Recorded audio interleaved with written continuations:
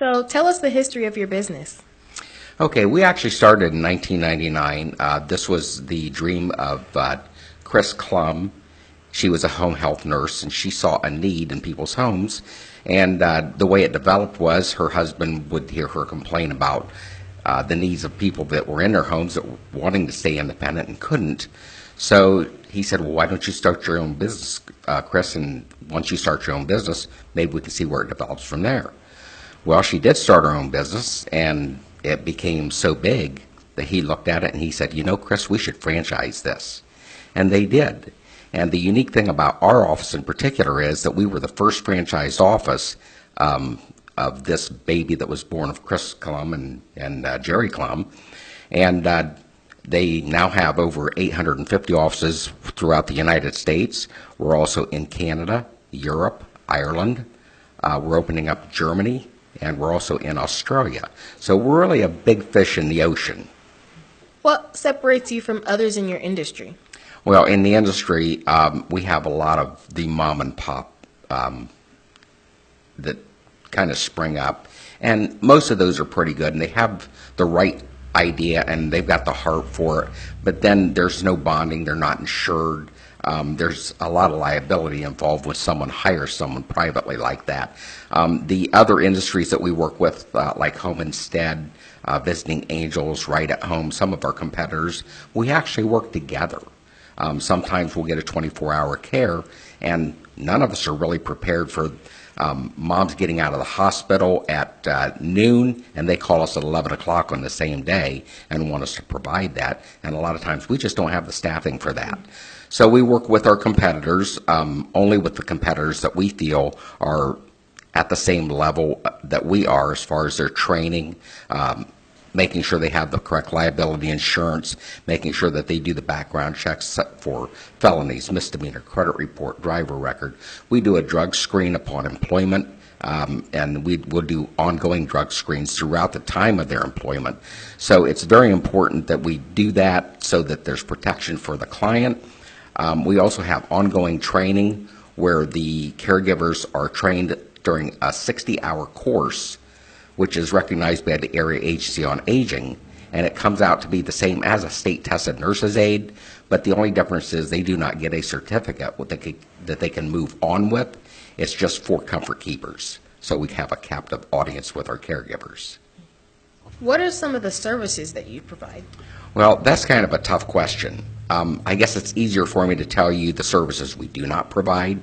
We don't dispense medication. Now, if it's in a medication box that's already been dispensed by a family member or a nurse, we can make sure that they get it at the time that they're supposed to get the medication.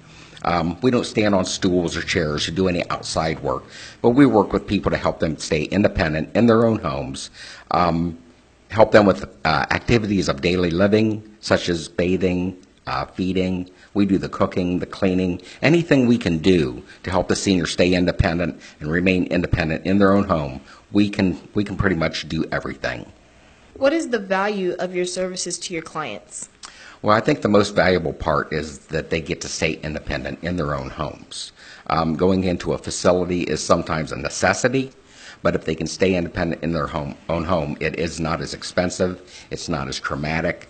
They get to stay where they're used to staying. They have their own TV, they've got their own rooms, they've got their flowers outside. You know, this is where their real home is. The cost of services outside of what we do can be very, very expensive. If we could go into a person's home and do 2 to 4 to 6 hours per day, maybe 2 or 3 times a week, that's usually a lot of times all they need to stay independent, and that's very important to our seniors.